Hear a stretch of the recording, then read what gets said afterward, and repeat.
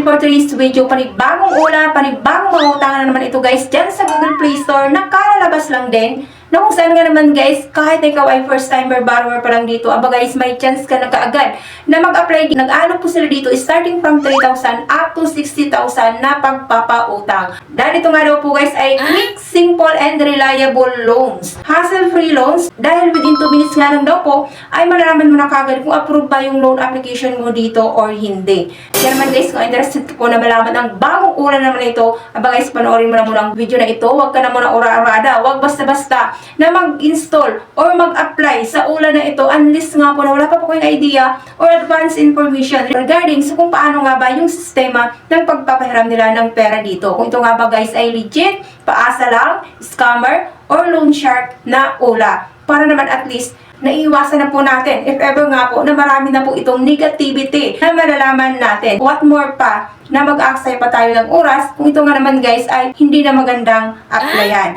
Kaya nga guys, much better nga naman na manood na muna ng mga reviews para naman at least prepared kayo. Makapag-decide kayo kaagad kung yung ula ba na gusto yung hiraman ng pera ay makakatulong po ba sa inyo or hindi. Pero guys, bago tayo mag-proceed, kung bago pa lang po dito sa aking YouTube channel, please consider to subscribe na muna and click mo na rin po ang notification bell dyan para naman lagi kang na-update sa mga incoming videos na in-upload ko dito. Paalala na muna guys, hindi pa ako dito promoter at hindi rin po ako ahente ng bagong platform na ibabahagi ko sa inyo ngayon. So ano man pong mapapanood nyo sa loob ng video na ito ay base lang din po ito sa personal kong karanasan habang ako po ay nag-apply. So it's up to you na po guys. Kung still at the end of this video ay susubukan nyo pa rin applyan. So ito nga po guys, nandito tukoy ko na available na po siya dyan sa Google Play Store na bagong labas lang din ay si Peso Funny Online Cash Loan. So ano po siya guys, ni Tanay Indians Lending and Credit Corporation. And meron na nga daw po ito guys ng 4.9 star at meron pa lang pong 85 reviews. Nung tinignan ko nga po guys sa list of registered online lending application ito, si Peso Funny, Undersec. Aba guys, wala pa akong nakita o hindi ko po ito doon nakakita si Tanay Indians Lending and Credit Corporation kung registered po ba siya or hindi.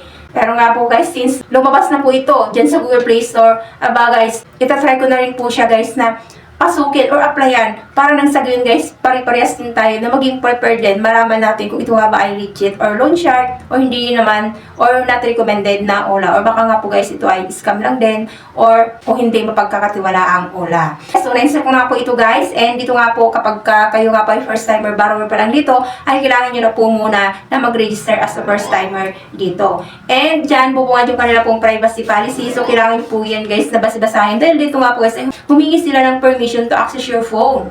Kaya naman kailangan nyo na i-click yung I have read and agree para makapag-proceed po kayo. And next yan guys, bubungad po yung kanila pong dashboard or meron daw po sila ditong maximum loan amount for up to 50,000 pesos. So 121 days loan term and 0.05% per day na interest rate.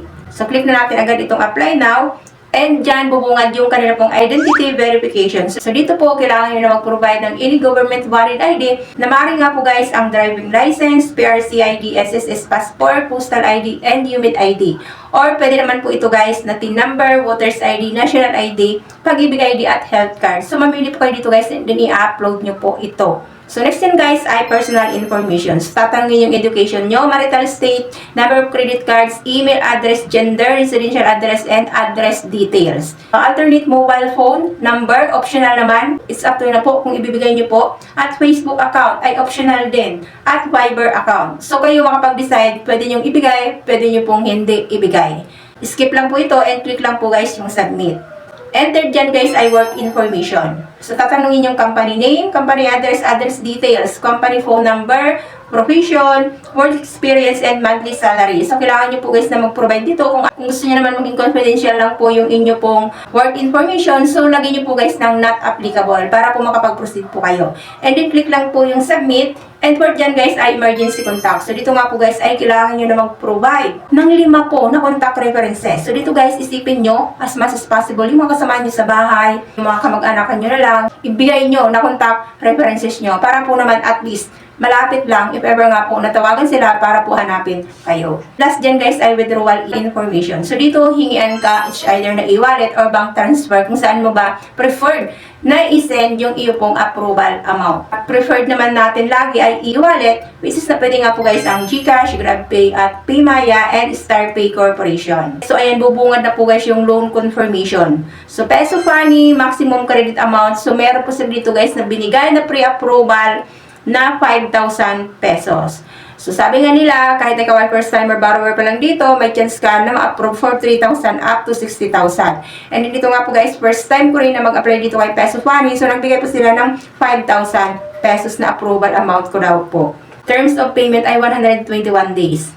And meron din sila dito guys ng multiple term options. So pwede nga daw po guys ang 2 periods at 3 periods. So pila po lang po dito guys sa akin ay yung 2 periods. So nakalagay niya dito ay initial due date ko na nga daw po guys ay sa March 8, 2026. So which is na kailangan ko daw po guys na ibalik yung halagang 5,695.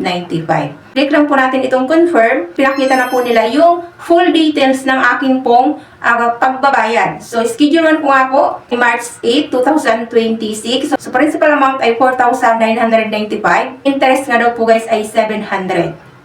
So isipin nyo na po guys kaagad. So, within 1 week or 7 days ko lang po pala guys na magagamit itong 5,000 pesos. Hindi kailangan ko na ibalik yung halagang 5,695. Meron po silang interest sa loob lamang po guys ng 7 days na 700 pesos. Schedule to July 1, 2026. This is na principal amount nga daw po guys ay 5 pesos and interest ay 0. And may note po sila na repay the 1 period installment on time. The second period installment will be waived. Ito yung shocking moment dito guys dahil meron po pala silang upfront service fee na 1,250. Hindi ko full pala na ma-receive yung 5,000 pesos dahil po guys ibabawas po doon yung 1,250 na upfront service fee nila. So kung ko pa rin po ito guys na confirm, lagay niya ay in review. So your application is being reviewed.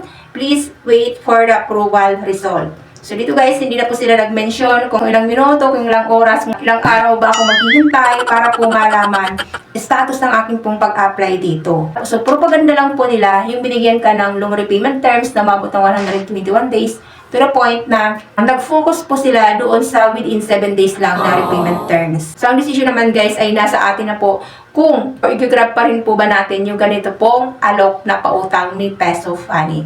Kaya naman guys, aralin isipin bago po kayo mag-confirm ng loan dito para naman at the end of the day ay wala po kayong pagsisisihan. So sa case ko naman po guys, umabot na po siya guys ng ilang araw and then yung binalikan ko nga po ito guys, still andun pa rin po siya guys sa under review or sa in review. So ibig pong sabihin, floating, na-stock up na po siya doon. So ayun guys, so thank you for watching. God bless po, bye-bye, hanggang sa muli.